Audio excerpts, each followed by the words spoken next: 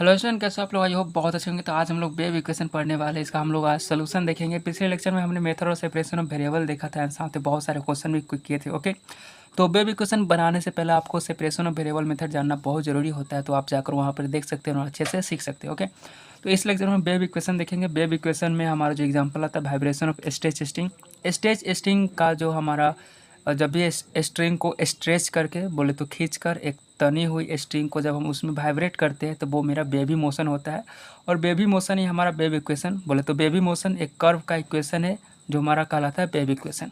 जैसे मैं आपको एक एग्जांपल से बताता हूँ। एग्जांपल कि आपको यही समझना पड़ेगा। स्ट्रेच स्ट्रिंग है मतलब एक अच्छे से स्ट्रिंग को मैंने तन कर, जैसे ए एंड बी के बीच में हमारा ए पॉइंट एंड बी पॉइंट के बीच में ये मेरा क्या स्ट्रिंग है। स्ट्रिंग का लेंथ मान लेते हैं कि एल है। ओके, तो इस स्ट्रेच स्ट्रिंग है मतलब अच्छा से तान के रखे हुए पूरा एकदम प्योरली टना हुआ स्ट्रेच स्ट्रिंग। ओके, जब इसमें वाइब्रेट कराते हैं, वाइब्रेट कैसे करते हैं? सपोज यहाँ से इसको हम लोग हाथ से पकड़ लिए। हाथ से पकड़ने के बाद इसको हम लोग ऐसे ऊपर डिस्प्लेस कर दिए। डिस्प्लेस बोले तो इससे उठाकर ऊपर कर दिए, वर्टिकल थोड़ा सा ऊपर ऐसे उठा दिए। उठाने के बाद यहाँ पे आप रखे हुए जैसे ही इसको छोड़िएगा ये क्या करने लगा, वाइब्रेट करने लगा ऊपर नीचे। आपने देखा होगा ऐसे हाथ से पकड़ कर एक तनी हुई स्ट्रिंग, जैसे यही मेरा है। यहाँ पे बहुत टान कर इसको पकड़िएगा और बीच में से ऐसे उठा दीजिएगा तो क्या करने लगेगा, जब उठा कर छोड़ दीजिएगा उसको तो वाइब्रेट करने लगेगा। वाइब्रेट कैसे करेगा? पहले ऊपर रहेगा, फिर ऐसे नीचे आएगा, फिर ऊपर जाएगा, फिर नीचे आएगा, फिर ऊपर जाएगा एंड फिर नीचे आएगा और एक ऐसा समय आएगा कि फिर वो अपना ओरिजिनल पोजीशन पर आ जाएगा। ओके, तो इसको बोलते हैं स्ट्रेच स्ट्रिंग एंड वाइब्रेट कर रहा है। ओके, तो ये जो हमारा स्ट्रेच स्ट्रिंग है जो वाइब्रेट कर रहा है, ये मेरा जो कर्व है हर एक टाइम के बाद, टाइम जैसे जैसे आगे बढ़ते जाता है वैसे वैसे मेरा मोशन क्या स्लो होते जाता है। तो ये मेरा जो कर्व है इस कर्व का इक्वेशन डिराइव करके ही आता है, बट उतना हमें करना है नहीं। एग्जाम पॉइंट ऑफ व्यू से देखेंगे तो इसका सिर्फ हमें क्या निकलना है, सोल्यूशन निकलना है। ऐसे मैं आपको बताता हूँ, ये जो कर्व है मान लेते ए ई ओ यहाँ पे पॉइंट है, बी है, तो ए ओ बी जो कर्व है इसका इक्वेशन की बात करें तो इक्वेशन हमारा क्या होता है, वेव इक्वेशन होता है। इस इक्वेशन को ही वेव इक्वेशन कहते हैं। वेव इक्वेशन है जो इस इक्वेशन का जो हमारा इक्वेशन मैथमेटिकली हम लोग ऐसे लिखते हैं, del two Y upon del T square C square into del two Y upon del x square. जिसमें अगर हम वाई की बात करें तो वाई को हम लोग कहते हैं डिस्प्लेसमेंट। आई होप जानते होंगे डिस्प्लेसमेंट को हम लोग डिस्टेंस भी कहते हैं। शॉर्टेस्ट डिस्टेंस कहते हैं। टी बोले तो टाइम है हमारा, वाई बोले तो डिस्प्लेसमेंट हो गया एंड एक्स बोले तो हमारा बताता है और length of string STRING string. जैसे अगर यहाँ से यहाँ की बात करें तो मेरा क्या है, ये लेंथ हो गया, सपोज L है, तो x के बराबर जब 0 करें तो कितना एट पॉइंट A पर लेंथ कितनी, अगर इस पॉइंट पर कितना हो जाएगा, x बराबर 0 हो जाएगा। एंड इस पॉइंट की बात करें तो कितना, x बराबर L हो जाएगा। ओके, तो x बराबर अगर 0 है तो एट पॉइंट A पर है, अगर x बराबर L है तो कितना एट पॉइंट B, बोले तो A से B तक है, ए बी है, एट पॉइंट B पर है, जिसका लेंथ कितना रहेगा, A B equal to L, X बराबर A B equal to L. तो वाई क्या है, डिस्प्लेसमेंट है, टी क्या है, टाइम है, एक्स हमारा लेंथ ऑफ स्ट्रिंग है। अब मैं इसको बताता हूँ कि आखिर एक्चुअल में क्या है, स्ट्रिंग से क्या रिलेटेड है। सपोज ये मेरा कोई फिक्स पॉइंट है, ऊपर वाला ये ए एंड बी हमारा फिक्स है, जिसका लेंथ कितना है, एल है। ओके, तो यहाँ एक्स बराबर 0 है और यहाँ से जैसे जैसे आगे जाएगा, मान लेते कि इस जगह की बात कर रहे हैं, तो डिस्टेंस मेरा क्या हो जाएगा, एक्स होगा। फिर एक्स का मान जैसे आगे आगे बढ़ेगा, यहाँ पे एक्स बराबर एल होगा, एल टोटल डिस्टेंस है। इस जगह से हाथ से उठाए और ऐसे हम लोग वर्टिकली ऐसे उठा दिए, तो ये जो डिस्टेंस होगा इस पॉइंट से, देखो ये मान लेते कि पॉइंट मेरा पहले था पी था, अब यही पॉइंट फिर यहाँ आ गया तो P1 हो गया। ये जो P से P1 की जो डिस्टेंस होता है इसको हम लोग बोलते हैं वाई। ओके, ये जो वर्टिकल डिस्टेंस है P1, ये जो वर्टिकल डिस्प्लेसमेंट ऑफ स्ट्रिंग है, इसको हम लोग बोलते हैं डिस्प्लेसमेंट जो हमारा किसे है, वाई है। तो P1 क्या हो जाएगा, मेरा वाई हो जाएगा at distance x. Okay, at distance x इतना यहाँ पे इस पोजीशन है, तो इस कोऑर्डिनेट को हम लोग लिख सकते हैं x comma y, p x comma y बोले तो horizontal distance x and vertical displacement y. Okay, now अब टी है, टी बोले तो हमारा क्या है, टाइम है। तो हम किस टाइम पर यह देख रहे हैं कि हमारा डिस्प्लेसमेंट कितने टाइम पर हुआ है, मतलब कौन से टाइम पर। सपोज टी बराबर 0 है तो मान लूँगा कि डिस्प्लेसमेंट मेरा क्या है, वाई है। हो सकता है टी बराबर कोई एनी अदर टाइम पर 0 ना हो, कि कोई अदर टाइम पर हम देख रहे होंगे, तो उस समय का मेरा डिस्प्लेसमेंट क्या है। तो टाइम बोलो तो किस टाइम पर हम लोग वर्टिकल डिस्प्लेसमेंट देख रहे हैं। नाउ अगर हम इस कर्व का इक्वेशन देखें, इस कर्व का इक्वेशन बोले तो ए पी वन बी, ये मेरा क्या है, कर्व है। इक्वेशन देखें तो मेरा क्या हो जाएगा, del two Y upon del T square बराबर C square into del two Y upon del x square. इस कर्व का इक्वेशन ये जिसे हम लोग क्या कहते हैं, वेव इक्वेशन कहते हैं, वेव इक्वेशन कहते हैं। ओके, तो यहाँ पे P1 क्या है, P1 x comma y at any time t. Okay, कोई भी टाइम टी बराबर 0, 1, 2, 3, 4 या सेकेंड मिले या मिनट मिले, कोई भी टाइम हो जाएगा। ओके, हम लोग एट एनी टाइम टी पर पोजीशन कितना है, यहाँ से लेकर एक्स डिस्टेंस पर डिस्प्लेसमेंट कितना है, y. At a distance x displacement y, कोई एनी टाइम टी का मान कुछ भी 0, 1 सेकेंड 2, जो क्वेश्चन के अकॉर्डिंग देगा सो। ना इसका हम लोग सोल्यूशन देखते हैं कि कैसे निकालते हैं। तो सोल्यूशन निकालने के लिए सिंपल सा है, मेथड और सेपरेशन ऑफ वेरिएबल जानना पड़ेगा आपको। इसकी सोल्यूशन की बात करें तो इस इक्वेशन को देखकर आपको पता चल गया होगा कि ये कोई स्ट्रेच स्ट्रिंग है, जैसे ए एंड बी है। पहले इसका ओरिजिनल पोजीशन कुछ सीधा था, स्ट्रेच स्ट्रिंग था। ए एंड बी, यहाँ एक्स बराबर 0 और एक्स बराबर यहाँ एल है। एक्स बराबर एल, 0 से लेकर एल बोलते टोटल डिस्टेंस कितना हो गया, एल हो गया। और ए मेरा कोई फंक्शन है जो हमारा स्ट्रेच स्ट्रिंग का एक कर्व है। इस कर्व को सोल्व करना, मानते कि एफ एक्स कोई कर्व है, वाई बराबर एफ एक्स कोई कर्व है। इसको हमें डिफरेंशिएशन फॉर्म में कुछ इस तरीके से दिया गया है, तो हमें वाई का मान निकालना है, इस कर्व का मान निकालना है। कर्व अब बोले तो इसका सोल्यूशन निकालना है। सोल्यूशन बोले तो क्या, वाई का वैल्यू निकालना है, किसमें, एफ एक्स कमा टी के फंक्शन में निकालना है। ये अभी हमें किस में दिया गया, डिफरेंशियल डेरिवेटिव के टर्म में दिया गया है। एक नॉन डेरिवेटिव वाले टर्म में हमें वाई का वैल्यू निकालना है, नॉन डेरिवेटिव वाले टर्म में सोल्यूशन निकालना है वाई का। तो हम लोग कैसे निकालते हैं इसको, हम लोग निकालते हैं क्या करते हैं हम लोग, method of separation of variable से निकालते हैं, method of separation of variable से निकालते हैं। ओके, तो हम लोग चलते हैं मेथड सेपरेशन वेरिएबल में। हम लोग क्या करते हैं, पहले स्टेज 1 की बात करते हैं। सोल्यूशन निकालना है तो हम लोग क्या करना है, यहाँ पे वाई डिपेंडेंट वेरिएबल है, किस पर डिपेंड है, एक्स एंड टी पर डिपेंड है। मैं यहाँ पे लिख देता हूँ वाई हमारा क्या है, डिपेंडेंट वेरिएबल है। कैसे हमें पता चला, मैंने बहुत बार बताया, जब भी अगर कोई डेरिवेटिव वाले टर्म में अगर ये मेरा पूरा क्या है, del Y upon del x derivative है, डेरिवेटिव वाले टर्म में अगर नोमिनेटर वाले में जो हमारा वेरिएबल रहता है उसको डिपेंडेंट वेरिएबल, और डिनोमिनेटर वाले टर्म में जो हमारा वेरिएबल रहता है, डिनोमिनेटर में जो वेरिएबल रहता है उसको इनडिपेंडेंट। तो यहाँ डिनोमिनेटर में एक्स है एंड टी है, एक्स एंड टी हमारे दो वेरिएबल है जिसे हम लोग इंडिपेंडेंट वेरिएबल कहेंगे। वेरिएबल इंडिपेंडेंट वेरिएबल किसी और पर डिपेंड नहीं रहेगा। वाई हमारा डिपेंडेंट वेरिएबल जो किस पर डिपेंड रहेगा, एक्स एंड टी पर डिपेंड रहेगा। किस पर डिपेंड रहेगा, x and T. X and T पर डिपेंड बोले तो वाई किसका फंक्शन है, एक्स एंड टी का फंक्शन है। तो हमें वाई का वैल्यू निकालना है। तो स्टेज 1 में क्या करते हैं हम लोग, सोल्यूशन एज्यूम करते हैं। क्या करते हैं, वाई बराबर हम लोग सोल्यूशन मान लेते हैं कि वाई किसका फंक्शन, देखो एक्स एंड टी पर फंक्शन है तो हम मान लेते हैं कि वाई है product of function of x into function of small T. Okay, तो वाई बराबर यहाँ एक्स क्या है, वेयर एक्स है हमारा function of x only,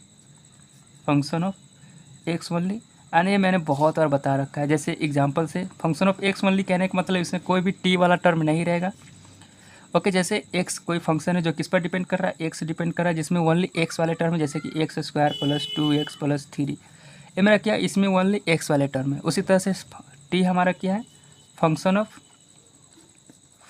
small T only.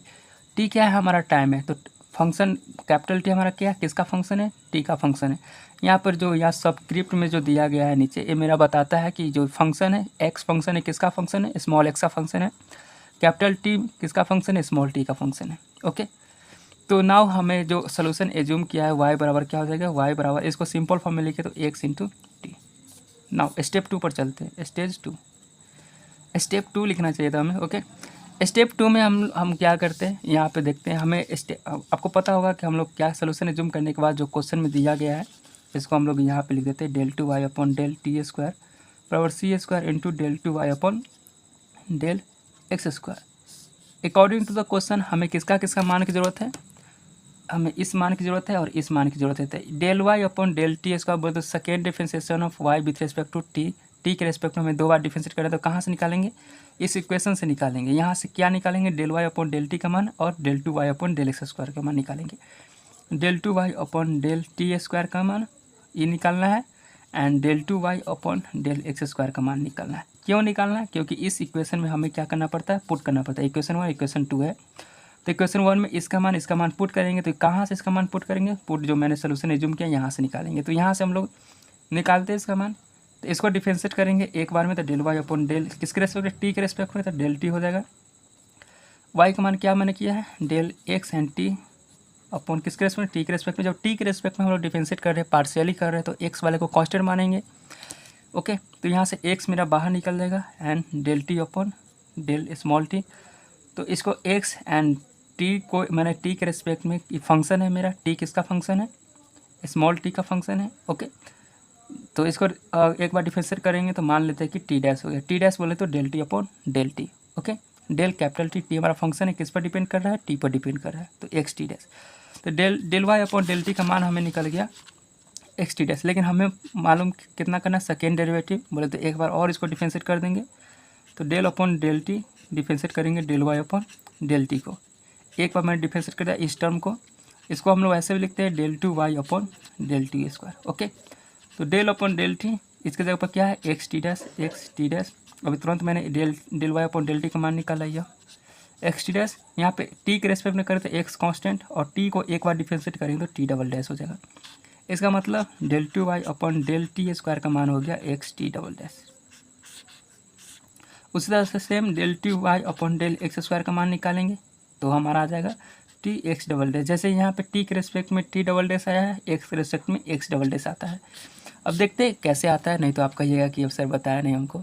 Now तो हमने जो निकाला है del two Y upon del T square, हम लोग यहाँ पे लिख देते हैं एक्स टी डबल डैश आया है। नाउ अब हमें बाहर निकालने के लिए del two Y upon del x square का मान निकालना है। तो कैसे निकालेंगे, पहले del Y upon del x निकालेंगे। तो del Y upon del x, y का मान क्या एज्यूम किया है मैंने, एक्स एंड टी एज्यूम किया है। किसके रेस्पेक्ट में, एक्स रेस्पेक्ट में करेंगे। एक्स के रेस्पेक्ट में करना है पार्शियली, तो टी हमारा यहाँ कांस्टेंट है, बाहर निकल जाएगा del x upon del x. Okay, del x upon del x को हम लोग टी एक्स डैश भी लिखेंगे। जैसे आपको मैं एग्जांपल समझाता हूँ कि क्या है। जैसे मैंने यहाँ पर कहा था ना कि एक्स कोई फंक्शन है, किसका इस तरीका मान रहेगा, एक्स स्मॉल एक्स किसका, जिसका मान है x square plus 2x plus 3 है। अगर इसको हम लोग डिफरेंशिएट करेंगे एक्स के रेस्पेक्ट में तो क्या हो जाएगा, देखो ये वाला टर्म है, इसको हम लोग डिफरेंशिएट करेंगे तो इसको मैंने एक्स डैश कहा, डिफरेंशिएट करेंगे तो क्या हो जाएगा, एक्स के रेस्पेक्ट में इसको डिफरेंशिएट करें तो 2x प्लस 2 आ जाएगा। ओके, कुछ इस तरीके से मान होगा, आपको फील आ गया होगा कि ये वाला टर्म क्या है। ओके, कुछ करें एक बार डिफरेंशिएट करें तो कुछ इस तरीके से आ जाएगा एक्स डैश। ओके, तो यहाँ पे D Y upon D X आ गया, लेकिन हमें सेकेंड ऑर्डर की ज़रूरत है, तो del two Y upon del x square, इसको करेंगे तो डेल अपॉन डेल एक्स लिखते हैं इंटू टी एक्स डैश। इसको एक बार और डिफरेंशिएट करेंगे तो बोले तो इसको डिफरेंशिएट करना, टी के रेस्पेक्ट में करेंगे, सॉरी एक्स के रेस्पेक्ट टी बाहर और एक्स का डिफरेंशिएट एक्स डैश पहले से, एक बार और डिफरेंशिएट करेंगे तो एक्स डैश हो जाएगा। ओके, जैसे यहाँ पे एक्स डैश है, एक्स डबल डैश निकालना पड़ेगा, तो इसको एक बार और डिफरेंशिएट करेंगे एक्स रेस्पेक्ट में तो 2 हो जाएगा और 2 का डिफरेंशिएट 0 हो जाएगा, कुछ इस तरीके से। आई होप आपको फील होता हुआ कि हाँ ये क्या लिखा हुआ है। तो del two Y upon del T square का मान इतना आ गया and now del two Y upon del x square का मान हो गया टी एक्स डबल डैश। इसको ऐसे भी लिख सकते हैं x double dash T, x पहले। ओके, अच्छा लगने के लिए, और कुछ है नहीं। तो हमें ये जो दोनों जो मान आया इसमें कहाँ पुट करेंगे, इसको हम लोग पुट करेंगे जो गिवन इक्वेशन है इसमें, वेव इक्वेशन में पुट करेंगे। देखो यहाँ से del two Y upon del T square या del two Y upon del x square, del two Y upon del T square मान निकल गया, del two Y upon del x square मान निकल गया। कहाँ से मैंने मान निकाला, जो मैंने सोल्यूशन एज्यूम किया था यहाँ से मान निकाला। बहुत सिंपल है और कुछ है नहीं। स्टेप 3 में चलते हैं। स्टेप 3 में क्या करेंगे, पुट करेंगे जो भी वैल्यू मैंने निकाला है उसे पुट करेंगे। तो देखो इसके जगह पर पुट करेंगे, क्या हो जाएगा एक्स टी डबल डैश बराबर सी स्क्वायर है तो सी स्क्वायर। अब देखो यहाँ पे del two Y upon del x square, del two Y upon del x square क्या लेकर के आया है, एक्स डबल डैश और टी। अब मेरा काम क्या रहेगा, यहाँ से हमारा जो काम रहेगा, मान लेता हूँ इक्वेशन कोई ए है, यहाँ से मेरा काम रहेगा देखो सोल्यूशन निकालना। मेरा सोल्यूशन यही है, एक्स एंड टी का मान अगर निकल जाएगा तो वाई का मान निकल जाएगा, तो मेरा मेन काम रहेगा एक्स एंड टी का मान निकालना।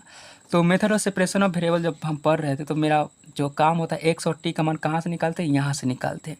कैसे निकालते हैं, देखो हम यहाँ पे साइड में मैं लिख देता हूँ कि y बराबर मैंने सोल्यूशन एज्यूम किया है एक्स एंड टी, एक्स और टी, एक्स क्या है function of small x only and T function of T only. Okay, तो एक्स एंड टी का मान हमें निकालना होता है। तो एक्स एंड टी का मान कहाँ से निकालेंगे, इसमें से निकालेंगे। यहाँ पे हमें सेपरेबल ऑफ वेरिएबल की ज़रूरत होती है, सेपरेशन ऑफ वेरिएबल मेथड की ज़रूरत होती है।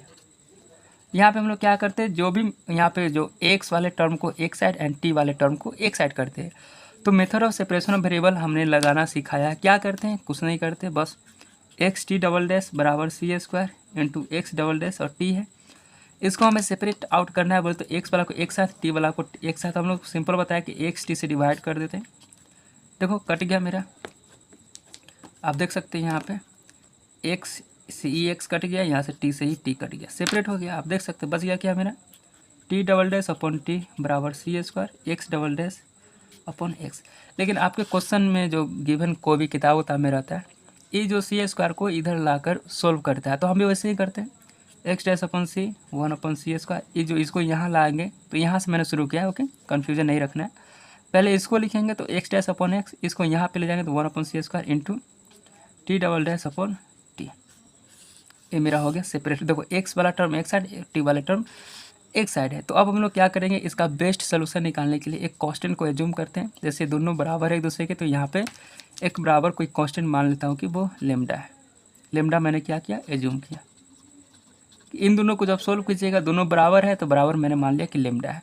अब यहाँ से आपको पता है सेपरेशन ऑफ वेरिएबल मेथड में बहुत बार बताया है। अब हम लोग क्या करते हैं, इसके बराबर इसको एंड इसके बराबर इसको हम लोग करते हैं। तो देखो, तो अब हम लोग अगर वेव इक्वेशन की बात कर रहे हैं तो हमें एग्जैक्ट इक्वेशन, एग्जैक्ट सोल्यूशन की एग्जैक्ट सोल्यूशन हमें चाहिए, मतलब एकदम सोल्यूशन ही निकालना है। तो यहाँ पर देखो लेमडा का वैल्यू जब बराबर की है तो कुछ भी हो सकता है, जीरो भी हो सकता है, कोई पॉजिटिव टर्म भी हो सकता है, या फिर कोई नेगेटिव टर्म हो सकता है।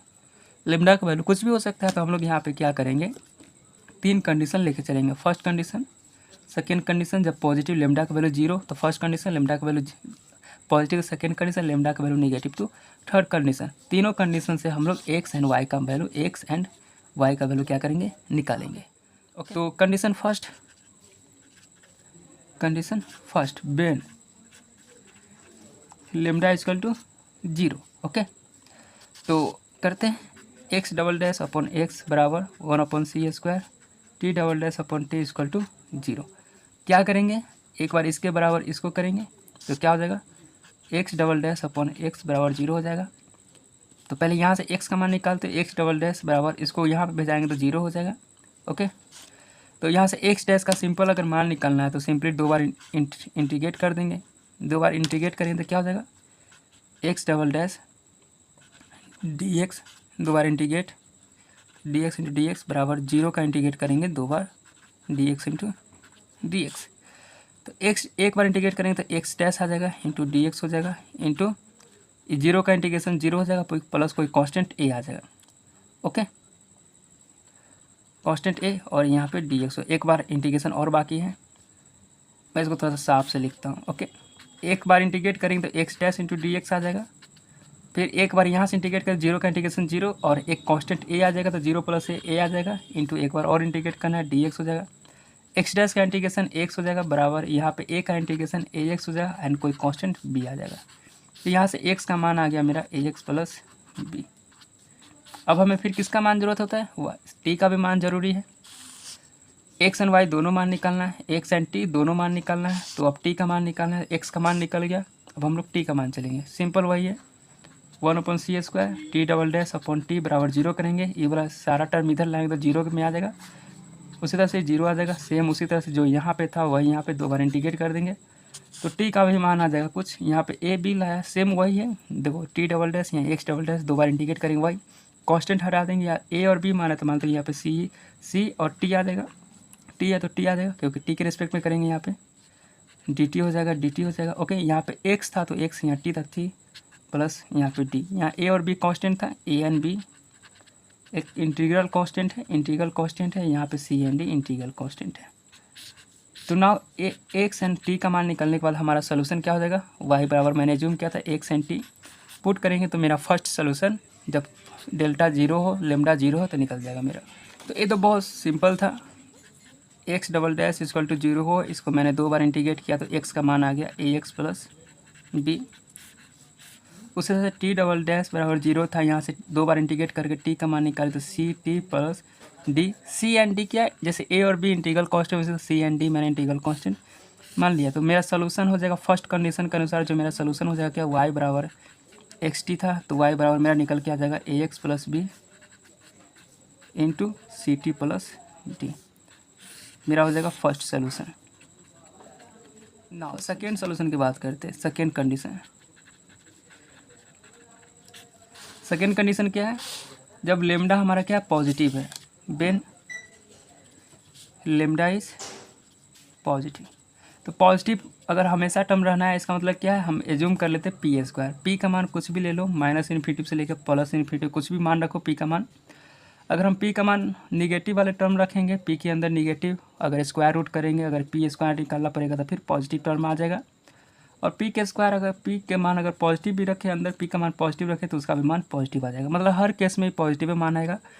तो लेमडा बराबर पी स्क्वायर रखेंगे तो मेरा क्या सोल्यूशन आएगा। तो अब हम लोग थर्ड कंडीशन चलते हैं। लेमडा बराबर पी स्क्वायर रखते हैं तो क्या हो जाएगा, X double dash upon x बराबर 1/c square, T double dash upon T बराबर हम लोग क्या करेंगे, पी स्क्वायर रखेंगे। तो सिंपल है, यहाँ से अब हम लोग फिर यहाँ पे चलेंगे तो सोल्यूशन निकालना है x double dash upon x बराबर पी स्क्वायर। ओके, तो यहाँ से निकालेंगे, आगे करेंगे तो क्या, एक्स डबल डैश बराबर पी स्क्वायर इंटू यहाँ लाएंगे तो एक्स हो जाएगा। फिर इसको एक्स डबल डैश माइनस इसको इस तरफ लाएंगे तो पी स्क्वायर इंटू एक्स बराबर जीरो। और यहाँ से ये मेरा एक ऑर्डिनरी डिफरेंशियल इक्वेशन है। ऑर्डिनरी डिफरेंशियल इक्वेशन क्यों, क्योंकि इस इक्वेशन में ओनली वन इंडिपेंडेंट वेरिएबल है, इंडिपेंडेंट वेरिएबल है। वो भी कौन इंडिपेंडेंट वेरिएबल, ओनली एक्स है। देखो 2 इंडिपेंडेंट वेरिएबल था पूरे सोल्यूशन में एक्स एंड टी, लेकिन यहाँ पे जो इक्वेशन है उसमें ओनली एक्स है। जब ओनली वन इंडिपेंडेंट वेरिएबल होता है तो उसको बोलते हैं ओडी, और जब एक से ज़्यादा होता है, मोर देन वन आई इंडिपेंडेंट वेरिएबल है तो उसको बोलते हैं हम लोग पीडी, पार्शियल डिफरेंशियल इक्वेशन। तो यहाँ पे ओनली वन इंडिपेंडेंट वेरिएबल है तो ओडी कहेंगे, तो इसका सोल्यूशन हम लोग ओडी की तरह निकालेंगे। तो ओडी में कैसे निकालते हैं, ऑर्डिनरी डिफरेंशियल इक्वेशन में कैसे निकालते हैं वो हम लोग देखेंगे। यहाँ से हम लोग ये जो सोल्यूशन आ गया X double dash minus P square into X equal to G, इसको मैंने method of separation of variable में भी निकालना सिखाया है, फिर भी हम लोग यहाँ पर भी लेकर चलेंगे कैसे बनाते हैं। इसका सोल्यूशन की बात करें, एक्स का मान निकलता है, एक्स का मान निकालना है क्योंकि यहाँ पे एक्स हमारा फंक्शन है, डिपेंडेंट वेरिएबल है, किस पर डिपेंड कर रहा है, स्मॉल एक्स पर डिपेंड करता है। एक्स का मान निकल कर आता है C F plus P I. Okay, तो पी आई यहाँ पर डिपेंड करता है आर एच एस टर्म पर, आर एच एस यहाँ पर कितना है, जीरो है, इसलिए पी आई का मान जीरो हो गया। तो सिंपल एक्स बराबर मेरा क्या निकलने वाला, सी एफ। सी एफ बोले तो कम्प्लीमेंट्री फंक्शन, पी आई बोले तो पार्टिकुलर इंटीग्रल। तो पार्टिकुलर इंटीग्रल जीरो हो जाएगा क्योंकि पी आई का मान होता है आर एच एस पर डिपेंड करता है, आर एच एस जीरो है तो पी आई का मान भी जीरो। पी आई का मान अगर बता देते तो are H S upon F D, कोई फंक्शन ऑफ डी है, बाद में बताएंगे कि पी आई क्या होता है। वैसे हम पढ़ा रखे हैं ordinary differential equation and partial differential equation में भी C F and P I का मान कैसे निकालते हैं वो हमने सीखा था। तो आर एच एस जीरो है, जीरो बटा समथिंग कोई भी चीज़ जीरो हो जाएगा। तो हमें सी एफ निकालना है, तो सी एफ निकालने के लिए यहाँ से हम लोग क्या निकालते हैं, एक्सिलरी इक्वेशन। यही बोले तो एक्सिलरी इक्वेशन। एक्सिलरी इक्वेशन में क्या करते हैं, देखो यहाँ पे सेकेंड ऑर्डर का डेरिवेटिव है तो इसको हम लोग मान लेते हैं। देखो इसको हम लोग ऐसे लिखते हैं, और एक्स डैश है इसको हम लोग लिखेंगे D two X capital X into D X capital. Ordinary differential equation है, इसे फुल डेरिवेटिव में लगा रहा हूँ, minus P square into X बराबर जीरो। ये मेरा क्या है, एक ऑर्डिनरी डिफरेंशियल इक्वेशन है। जब इसका सोल्यूशन की बात करते हैं तो पहले हम एक्सिलरी इक्वेशन लिखते हैं। तो now A E of this equation, axillary equation of this P Audi क्या करते हैं, देखो यहाँ पे सेकेंड डेरिवेटिव है इसलिए हम लोग एम स्क्वायर लेते हैं, माइनस सेकेंड डेरिवेटिव है एम स्क्वायर। देखो डी अपॉन डी एक्स को हम लोग एम मानेंगे, तो यहाँ पे अगर डी अपॉन डी एक्स का 2 बार डिफरेंशिएट किया तो एम स्क्वायर हो जाएगा। तो M square into X minus P square into X बराबर जीरो है। यहाँ से एम का मान निकालते तो क्या हो जाएगा, एम। देखो ये शॉर्ट का ट्रिक है, वैसे मैंने इसको अच्छे से पढ़ा रखा है। समझने के लिए मैं आपको बता रहा हूँ। तो एक्स से एक्स कैंसिल हो जाएंगे तो M square minus P square ये मेरा आ जाएगा। ओके, क्या मैंने किया है, D upon D X assume करे हैं, डी अपॉन डी एक्स को एम माने हैं तो यहाँ पर सेकेंड 2 बार डिफ्रेंशिएट किया है तो del two upon del X बराबर क्या हो जाएगा, एम स्क्वायर हो जाएगा। तो एम स्क्वायर इंटू एक्स हो जाएगा minus P square into x, x से एक्स कॉमन लेंगे, जब यहाँ पे एक्स हम लोग कॉमन लेंगे तो क्या हो जाएगा, M square minus P square बराबर 0 है। तो इसके बराबर 0 करेंगे तो क्या है, M square minus P square equal to 0 हो जाएंगे। ओके, सिंपल सा लॉजिक है, कोई दिक्कत है नहीं यहाँ पे। तो हम लोग यहाँ से एम का मान निकालते हैं एंड देन हम जाके फिर सी एफ निकालते हैं। एम का मान कैसे होगा, अगर बात करें यहाँ से M square minus P square, देखो सिंपल सा था, मैं फिर इसको लिख दे रहा हूँ, D square minus P square X power 0। ये मेरा एक ऑर्डिनरी डिफरेंशियल इक्वेशन है।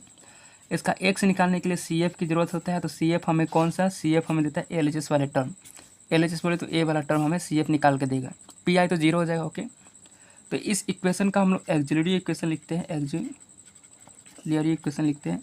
तो इसको सबसे पहले सिंबॉलिक फॉर्म में बदला जाता है, वो मैंने अच्छे से पढ़ा भी है जब हम लोग ऑर्डिनरी डिफरेंशियल इक्वेशन होता है। वैसे शॉर्टकट में आपको बताता है auxiliary equation, D upon D X को आप एम कहिएगा तो D two square upon second differential क्या करेंगे, एम स्क्वायर कहेंगे। ओके, तो इस वाले टर्म को एक्सिलरी इक्वेशन में इस वाले टर्म को हम लोग 0 मानते हैं। तो क्या हो जाएगा, D two X upon D X square बराबर minus P square X equal to 0। अब इसको हम लोग एम वाले टर्म में, एम वाले फॉर्म में बदलेंगे तो क्या हो जाएगा, यहाँ पर एक बार डेरिवेटिव को एम मैंने माना था, 2 बार मैंने डेरिवेटिव को एम स्क्वायर कहेंगे इंटू ई वाला X minus P square into X equal to 0। देखो इस 0 से ये 0 नहीं है, ए वाला जब हम लोग सी एफ निकालते हैं इस वाले एल एच एस में जितने भी टर्म होते हैं उसको हम लोग 0 एक्सिलरी इक्वेशन लिखने के लिए एल एच एस टर्म को हम लोग 0 एज्यूम करते हैं। ओके, एज्यूम लेते हैं, सॉरी एल एच एस बराबर 0 लेते हैं। तो एल एच एस में कौन सा टर्म है, ए वाला टर्म था। ओके, नाउ इसको एम के फॉर्म में बदला, इसको कॉमन लेंगे तो M square into P square into X बराबर 0, इसके बराबर 0 के करते हैं तो एम स्क्वायर माइनस, देखो ये शॉर्ट का ट्रिक है आपको समझने के लिए, यहाँ से अगर एम स्क्वायर का मान निकालें तो पी स्क्वायर हो जाएगा, तो एम का मान हो जाएगा प्लस माइनस पी। तो मैं आपको अगर बताता हूँ, अगर एम बराबर, यहाँ पे मैं बताता हूँ, अगर एम बराबर अल्फ़ा प्लस माइनस आई बीटा, जैसे एम बराबर अगर 4 प्लस माइनस आई इंटू 2 है तो अल्फ़ा का मान 4, बीटा का मान 2 है। ओके, √2 में कह देता हूँ, √2 है तो बीटा का मान 2 है। तो आई ये मेरा एक कॉम्प्लेक्स नंबर है, मेरा क्या है, कॉम्प्लेक्स नंबर है। तो कॉम्प्लेक्स नंबर आपको पता होगा क्या होता है, जिसमें कॉम्प्लेक्स नंबर में हमारा रियल नंबर एन से नंबर प्लस इमेजिनरी नंबर दोनों होते हैं। Okay, imaginary number I hope आपको पता होगा, एम बराबर यहाँ पे अगर अल्फ़ा को रियल नंबर, इमेजिनरी नंबर को आई बीटा से डिनोट करते। ओके, जब कुछ इस तरीके से फॉर्म में रहता है सोल्यूशन हमारा जो यहाँ पे है, इसका सोल्यूशन हम लोग लिखते हैं, इसका सोल्यूशन में सी एफ बराबर लिखेंगे ई के power alpha x, okay, into C1 cos beta x plus C2 sign beta x. X क्या, एक्स किस लिए, क्योंकि इसमें इंडिपेंडेंट वेरिएबल क्या है, एक्स है। ओके, तो यहाँ पर एम का मान है प्लस पी और माइनस पी। तो यह मेरा एक रियल नंबर है, एम बराबर प्लस पी एक रियल नंबर है, एम माइनस पी भी एक रियल नंबर है। तो इसको हम लोग ऐसे भी लिख सकते हैं, P plus minus I into 0, imaginary number वाला इधर है और ये मेरा इधर है। तो अल्फ़ा का मान पी है और बीटा का मान 0 है। तो जब इसका सोल्यूशन लिखेंगे तो कुछ इस तरीके से फॉर्म में लिखना, ये मेरा सोल्यूशन है, सी एफ लिखेंगे तो इसका प्लस पी के लिए अगर सी एफ लिखे, यहाँ पर सी एफ लिखेंगे प्लस पी के लिए तो क्या हो जाएगा, मेरा अल्फ़ा का मान पी, यहाँ पे अल्फ़ा का मान हो जाएगा पी एंड बीटा का मान 0। अल्फ़ा का मान पी पुट करें तो क्या होगा, ई के power P x into C1 मेरा कांस्टेंट, C1 C2 कांस्टेंट है, कॉस बीटा का मान 0 है तो 0 into X plus C2 sine 0 into X. ये होगा इसके लिए, प्लस उसी तरह से सेम इसके लिए लिखेंगे तो minus P plus minus I into 0 term minus P है तो क्या लिखेंगे, ई के power minus P x into C1 cos 0 X beta X, beta का मान क्या है 0 है यहाँ पे, plus C2 sine 0 into X. C F बराबर क्या हो जाएगा, ई के power P x into cos 0 1 sine 0 0, ये 0 टर्म तो ये पूरा टर्म 0, यहाँ पे तो पूरा टर्म 0। यहाँ से C1 का देखो C1 C2 C3 and C4 मान लेते हैं। C1 कॉस 0 1 1 हो जाएगा। ई के पावर माइनस पी एक्स, यहाँ पे इसका मान 1 हो जाएगा तो सी 3 हो जाएगा। तो इसको ए एंड बी मान लेते हैं, तो सी एफ बराबर क्या हो जाएगा, ए इंटू ई के पावर पी एक्स प्लस इसको बी कहते तो बी ई के पावर माइनस पी एक्स हो जाएंगे। Okay, and as per rule X बराबर सी एफ, तो एक्स का मान हमें निकल गया, एक्स बराबर सी एफ, तो एक्स बराबर सी एफ है तो एक्स का मान हो जाएगा ए ई के power P x plus B E के पावर माइनस पी एक्स। तो नाउ यहाँ से हमें एक्स का मान निकल गया ए ई के power P x plus B E के power minus P X. Okay, अब हमें फिर किसका मान निकालना है, टी का मान निकालना है। मान निकालने के लिए फिर हमें जो कंडीशन सेकेंड एज्यूम किया था, सेकेंड कंडीशन की पॉजिटिव वाला, तो यहाँ से हम लोग फिर इसके बराबर इसको करेंगे। तो क्या है मेरा T double dash upon T 1 upon सी स्क्वायर बराबर क्या हो जाएगा मेरा पी स्क्वायर। सही से मैं लिख दे रहा हूँ। ओके, टी डबल डैश देखो थोड़ा सा लंबा है, कंडीशन शिफ्ट करना है, सोल्यूशन तो वही होते हैं सबका। T double dash equal to C square P square और इधर टी हो जाएगा। मैं इस तरफ इसको लाऊंगा तो minus C square P square into T equal to 0 हो जाएगा। ये भी मेरा एक ऑर्डिनरी डिफरेंशियल इक्वेशन है, क्योंकि इसमें 1 इंडिपेंडेंट वेरिएबल है, वो भी कौन सा है, टी स्मॉल टी है। ओके, तो इसका हम लोग एक्सिलरी इक्वेशन लिखेंगे। टी डैश को हम एम मानेंगे तो टी डैश हमारा क्या हो जाएगा एम स्क्वायर हो जाएगा, जो मैंने पीछे भी देखा है। तो यहाँ पे पी आई हमारा क्या हो जाएगा 0 हो जाएगा। अगर टी बराबर निकालेंगे तो टी बराबर, तो C F plus P I solution होता है इसका। पी आई हमारा 0 हो जाएगा क्योंकि आर सिस्टम 0 है। सी एफ हमें एल सिस्टम देता है, एल सिस्टम को जब 0 बनाते हैं तो एल सिस्टम हमारा क्या है, सी एफ की बात करें तो एल पहले इसका एक्सिलरी इक्वेशन निकाले for C F complementary function. Auxiliary equation लिखेंगे तो क्या हो जाएगा, टी डैश है, टी डबल डैश है बोले तो एम स्क्वायर माइनस, इसको मैं डायरेक्ट में लिख दे रहा हूँ सी स्क्वायर पी स्क्वायर, और टी आपको पता है टी यहाँ पे कॉमन होता है एंड बराबर 0 करना पड़ता है। तो एम का मान यहाँ से अगर निकालें सी स्क्वायर पी स्क्वायर हो जाएगा, तो एम का मान हो जाएगा प्लस माइनस रूट अंदर सी स्क्वायर पी स्क्वायर, तो ये हो जाएगा प्लस माइनस सी पी।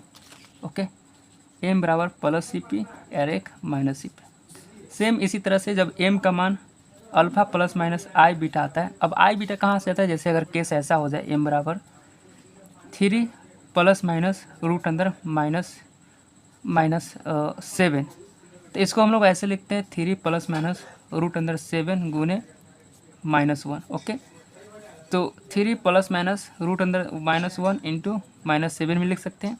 -1 को हम लोग आयोटा कहते हैं, आई से डिनोट करते हैं, तो क्या हो जाएगा एम बराबर 3 प्लस माइनस आई रूट अंदर 7। तो देखा यहाँ अल्फा का मान 3 और बीटा का मान -7 है, रूट अंदर 7 है। लेकिन यहाँ की बात करें तो क्या हो जाएगा प्लस माइनस सी पी प्लस सी पी, अब प्लस माइनस आई 0 है और एक है minus C P plus minus I into 0 है। तो इसका अगर सी एफ की बात करें तो क्या हो जाएगा ई के पावर अल्फ़ा एक्स, यहाँ अगर सी एफ की बात करें तो क्या हो जाएगा ई के power alpha x plus into C1 cos beta x plus C2 sign beta x. ये मेरा फार्मूला होता है सी एफ निकालने के लिए। अल्फ़ा का मान क्या है, सी पी है, सी पी इंटू देखो यहाँ एक्स नहीं होगा, यहाँ पे क्या हो जाएगा, यहाँ पे हमारा इंडिपेंडेंट वेरिएबल क्या है, स्मॉल टी है, तो यहाँ पे क्या आ जाएंगे टी आ जाएगा, सी पी एक्स के जगह पर क्या आ जाएगा टी हो जाएगा इंटू C1। देखो बीटा का मान 0 है तो ये वाला टर्म तो हमारा 1 हो जाएगा, और यहाँ जब 0 रखेंगे तो मेरा 0 हो जाएगा, तो 1 इंटू टर्म पूरा 0, 1 इंटू C1 ये मेरा कॉन्स्टेंट आ जाएगा। तो एक्स का जब मान निकाल ले तो ए एंड बी लिया है, यहाँ पे हम लोग सी लेते हैं तो सी हो जाएगा सी प्लस, तो इसका मान रखा गया। अब इसकी मान के लिए चलते हैं, तो इसका मान क्या हो जाएगा ई के पावर माइनस अल्फ़ा का मान क्या हो जाएगा माइनस सी पी, एक्स है तो यहाँ इंडिपेंडेंट वेरिएबल टी है, सेम उसी तरह से 0 रखेंगे तो ये वाला 1 और ये वाला 0, और ये कांस्टेंट यहाँ पे सी लिया है तो यहाँ पे मानते हो कि डी हो जाएगा। ओके, डी तो क्या हो जाएगा सी एफ बराबर हो जाएगा सी ई के power C P T plus D E के power minus C P T. तो एक्स हमारा टी बराबर ही सी एफ होगा, पी आई तो 0 है, टी बराबर सी एफ होता है, टी का मान यहाँ से ये निकल गया। तो नाउ मेरा सोल्यूशन क्या हो जाएगा, now solution of second condition क्या होगा, y बराबर एक्स टी एंड x का मान अभी तुरंत मैंने निकाला है, ओह सॉरी कहाँ पे है,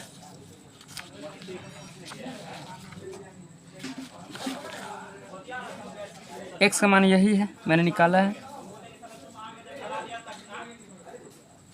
x का मान निकल गया, a हो गया a के पावर पी टी एंड यहाँ पे से मैंने y का t का मान निकल दिया, y हो गया a के power p t p x plus B E के power minus P x into t हो जाएगा सी इंटू ई के power C P T plus d into e के power minus C P T. तो ये मेरा second solution हो गया। ये मेरा हो जाएगा second solution. First solution, second solution. अब बारी आती है, अगर हम थर्ड कंडीशन की बात करें तो क्या लेमडा को हम लोग इस पर क्या लेंगे, नेगेटिव नेगेटिव बोले तो माइनस पी स्क्वायर। वही है, फर्स्ट कंडीशन 0 पॉजिटिव एंड नीचे थर्ड कंडीशन, थर्ड हो जाएगा माइनस पी स्क्वायर। तो सेम उसी तरह से x double dash upon x बराबर 1 अपॉन सी square, T double dash upon T बराबर हो जाएगा इस पर माइनस पी स्क्वायर।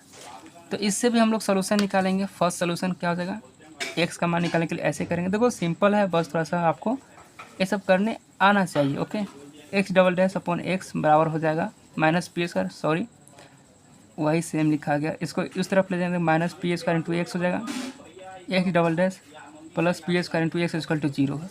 अब ये भी मेरा एक ऑर्डिनरी डिफरेंशियल इक्वेशन है, ओ डी है, क्योंकि इस इक्वेशन में हमें ओनली वन इंडिपेंडेंट वेरिएबल है, वो भी कौन है, मेरा स्मॉल एक्स।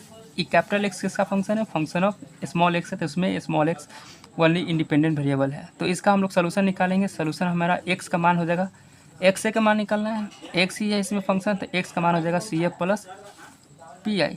एंड चूंकि P I R H S पर डिपेंड करता है, आर एच एस कितना है 0, तो 0 हो जाएगा, तो एक्स बराबर मेरा आ जाएगा सी एफ।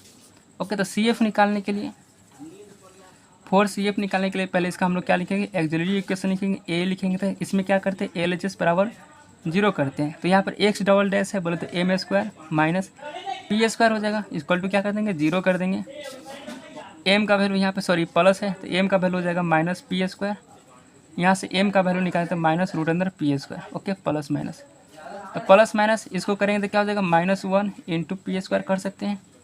तो एम बराबर हो जाएंगे प्लस माइनस पी स्क्वायर को निकालेंगे तो पी हो जाएगा इंटू रूट अंदर -1, एंड रूट अंदर -1 को ए आई कॉम्प्लेक्स नंबर है जिसको हम लोग आई से डिनोट करते हैं, सॉरी इमेजिनरी नंबर है जिसको आई से डिनोट करते हैं। तो एम बराबर ई क्या हो जाएगा, plus minus I into P. Okay, तो यहाँ पे आप देख सकते हैं कि यहाँ पे एम बराबर क्या मैंने माना था, अल्फा प्लस माइनस अगर आई बीटा है, तो यहाँ पर आप देख सकते हैं एम बराबर हो जाएंगे 0। यहाँ पर 0 प्लस माइनस, यहाँ रियल नंबर अल्फा का मान नहीं है, 0 इमेजिनरी नंबर है। ओके, तो रियल नंबर नहीं है तो 0 मान लेंगे, इंटू आई इंटू पी। इसका सोल्यूशन क्या हो जाएगा, सोल्यूशन एम बराबर सी एफ बराबर हो जाएगा मेरा ई के power alpha x, alpha 0 into X हो जाएगा। एक्स ही हमारा इंडिपेंडेंट वेरिएबल है इस इक्वेशन में, इस इक्वेशन में हमारा एक्स है, तो एक्स हो जाएगा अल्फा एक्स इंटू, मैं यहाँ पर लिख देता हूँ सी एफ बराबर ई के power alpha x into C1 cos beta x plus C2 sign beta x. Okay, यहाँ बीटा का मान पुट करेंगे क्या, P, तो हो जाएगा मेरा C1, तो इसको यहाँ पे A ही मैं लेता हूँ, A कॉस बीटा के जगह पर क्या है, यहाँ पे बीटा के जगह पर मेरा P है, तो क्या हो जाएगा PX हो जाएगा प्लस B साइन PX हो जाएगा, PP यहाँ पे पुट कर देंगे। ओके, तो हम जानते हैं कि x पावर CF है, तो e के पावर 0, e के पावर 0 कितना 1 होता है, तो पूरा टर्म 0 हो जाएगा, 1 हो जाएगा, तो x पावर आ जाएगा a cos px plus b sine px। Now इसी तरह से हम लोग t का भी मान निकालेंगे। तो t का मान निकालने के लिए क्या करेंगे, 1/c square T double dash upon T बराबर माइनस पी स्क्वायर करेंगे। ओके, क्या करेंगे, 1/c square T double dash by T equal to minus P square. इसको हम लोग करेंगे तो टी डबल डैश हो जाएगा, इसको करेंगे तो कितना माइनस सी square P square into t हो जाएगा। टी डबल डैश इसको इस तरफ लाएंगे तो plus C square P square T equal to 0 हो जाएगा। यहाँ से हम लोग टी का मान क्या था, C F plus P I होगा, पी आई का मान 0, तो टी बराबर क्या हो जाएगा सी एफ हो जाएगा। पी आई क्यों 0, क्योंकि आर सिस्टम 0 है, सी एफ निकालना है। तो ना इसका हम लोग, ये मेरा ऑर्डिनरी डिफरेंशियल इक्वेशन है, तो यहाँ से हम लोग निकालते हैं। ओके, तो यहाँ से हम लोग करेंगे T double dash plus C square P square into T equal to 0 है। फिर इसका एक जल्दी इक्वेशन लिखने के लिए मैंने बहुत बार टी डबल डैश है तो एम स्क्वायर कहेंगे, पिछले भी मैंने बहुत बार देखा है, into C square P square equal to 0 C F के लिए। ओके, आर एल सिस्टम 0 बनाते हैं। ओके, तो यहाँ से एम का मान निकालेंगे तो क्या हो जाएगा, एम स्क्वायर माइनस सी स्क्वायर पी स्क्वायर, एम का मान हो जाएगा प्लस माइनस रूट अंदर माइनस सी स्क्वायर पी स्क्वायर, तो प्लस माइनस सी स्क्वायर पी स्क्वायर इंटू -1 कर सकते हैं, तो प्लस माइनस सी square P square c p हो जाएगा एंड रूट अंदर -1, तो एम बराबर आ जाएगा प्लस माइनस रूट अंदर -1 को आई कहेंगे और सी पी हो जाएगा। तो फिर वही मेरा हो जाएगा 0 प्लस माइनस आई सी पी, मेरा अल्फ़ा हो जाएगा, ये मेरा बीटा हो जाएगा। ओके, तो यहाँ से हम लोग फिर लिखते हैं ई के पावर सी एफ बराबर हो जाएगा मेरा ई के पावर अल्फ़ा एक्स इंटू ए और बी उधर माना था, तो इधर सी एंड डी कर देते, c cos beta x plus D sine beta x. E के पावर 0 इंटू एक्स हो जाएगा सी कॉस बीटा का मान C P into X plus D sine सी पी। सॉरी एक्स यहाँ पे नहीं होगा, यहाँ किसका फंक्शन है, टी का फंक्शन है, इसलिए हमारा टी हो जाएगा, टी हो जाएगा, यहाँ पे टी हो जाएगा, टी हो जाएगा, टी हो जाएगा और यहाँ पे टी हो जाएगा। तो सी एफ हम जानते हैं टी बराबर सी एफ है, इसमें भी ये मान 0 तो क्या हो जाएगा c cos c P T plus D sine C P T. तो एक्स एंड टी का मान निकल गया यहाँ से, एक्स का मान क्या है, एक्स का मान यही है एंड यहाँ से टी का मान। तो now according to the third condition मेरा सोल्यूशन क्या हो जाएगा, वाई बराबर एक्स इंटू टी। एक्स का मान क्या है, a cos p x, a cos p x plus b sine p x into t का मान क्या है, ई है c cos c P T plus D sine C P t. Now अब जो तीनों सोल्यूशन है, तीनों केस का मैं एक साथ लिख देता हूँ। तो नाउ एक साथ लिखने पर अकॉर्डिंग टू फर्स्ट कंडीशन मेरा सोल्यूशन क्या था, y बराबर एक्स एंड टी का मान कुछ इस तरीके से आया था। तो ए एक्स एंड टी था, तो y बराबर क्या हो जाएगा, एक्स का मान a x plus B into t का मान था सी टी प्लस डी। ये मेरा फर्स्ट कंडीशन के अनुसार था। अब सेकेंड कंडीशन के अनुसार अगर हम बात करें तो मेरा y का मान क्या था, एक्स एंड टी का मान सेकेंड कंडीशन के अनुसार देखो फर्स्ट सोल्यूशन था, ये मेरा सेकेंड सोल्यूशन तो क्या आया था, a इंटू ई के power P x plus B into e के power minus P x into c ई के power C P T plus d into e के power minus C P t. ये मेरा हो गया सेकेंड सोल्यूशन के अनुसार। नाउ अगर थर्ड कंडीशन के अनुसार बात करें, देखो फर्स्ट कंडीशन में मैंने क्या लिया था, लेमडा इक्वल टू 0 लिया था। सेकेंड कंडीशन में लेमडा पॉजिटिव लिया था, पॉजिटिव में P square, and third condition में लेमडा इक्वल टू निगेटिव लिया था, बोले तो माइनस पी स्क्वायर। तो यहाँ से वाई का वैल्यू आया था हमें, अभी जस्ट मैंने लिखा है एक, यही तो है मेरा a cos p x plus b sine p x into c cos c P T plus D sine C P T. तो ये मेरा तीनों सोल्यूशन हो जाएंगे किसका, वेव इक्वेशन के। इसमें से जो तीनों में से जो बेस्ट सोल्यूशन होता है, जो हमारा वेव इक्वेशन एक पीरियोडिक फंक्शन होता है, क्योंकि स्ट्रिंग को जब हम लोग उठा के स्ट्रेच करके छोड़ते हैं तो फिर अपना ओरिजिनल पोजीशन पर चला आता है। तो जब बार बार रिपीट करने के बाद अगर ओरिजिनल पोजीशन पर चले आता है, जैसे स्प्रिंग हो गया, स्प्रिंग को स्ट्रेच करके छोड़ दीजिए तो फिर अपना ओरिजिनल पोजीशन रिगेन कर लेता है। स्ट्रेच करके छोड़ेंगे तो वाइब्रेट करते अपना ओरिजिनल पोजीशन पर चले जाता है, तो पीरियोडिक फंक्शन कहलाता है। तो तीनों सोल्यूशन में जो हमारा पीरियोडिक फंक्शन को सेटिस्फाई करने वाला, पीरियोडिक फंक्शन किसको कहते हैं, जैसे कि स्ट्रेच स्ट्रिंग था, इसको मैंने डिस्प्लेस किया, स्ट्रेच स्ट्रिंग को मैंने उठाया, डिस्प्लेसमेंट किया, थोड़ा सा उठाकर जब इसको हम लोग छोड़ेंगे तो क्या करेगा, ये वाइब्रेट करेगा, नीचे आएगा, फिर ऊपर आएगा, धीरे फिर अपना ओरिजिनल पोजीशन पर चला आएगा। तो जब बार बार रिपीट करके अपना पोजीशन को रिपीट करते धीरे अपना ओरिजिनल पोजीशन पर चला आएगा, तो इसको हम लोग बोलते हैं पीरियोडिक फंक्शन। लेकिन ये तीनों सोल्यूशन में जो पीरियोडिक फंक्शन को सेटिस्फाई करता है वो सोल्यूशन होता है मेरा ए, क्योंकि ई मेरा अलजेब्रिक इक्वेशन है, एक पीरियोडिक फंक्शन है नहीं। एक्सपोनेंशियल ए में ई के पावर है, एक्सपोनेंशियल फंक्शन पीरियोडिक फंक्शन होता नहीं है। पीरियोडिक फंक्शन ट्रिकोनोमेट्रिक फंक्शन हमारा पीरियोडिक फंक्शन होता है। ट्रिकोमेट्रिक फंक्शन देखो यहाँ साइन कॉस है, तो ट्रिगोनोमेट्रिक फंक्शन यहाँ साइन एंड कॉस हमारा एक पीरियोडिक फंक्शन होता है। इसलिए जो मेरा बेस्ट सोल्यूशन होगा, जब कंडीशन क्या हो जाएगा, लेमडा का मान माइनस निगेटिव रहेगा तो हमारा सोल्यूशन ई आएगा। तो बेस्ट सोल्यूशन की बात करें तो बेस्ट सोल्यूशन हमारा जो प्रोवाइड करेगा कौन, थर्ड कंडीशन। इसलिए आज के बाद हम लोग वेव इक्वेशन का जो सोल्यूशन लेकर चलेंगे ये रहेगा, इसको याद कर लीजिए। तो नाउ कल से हम लोग नेक्स्ट वीडियो में हम लोग क्वेश्चन आंसर करेंगे।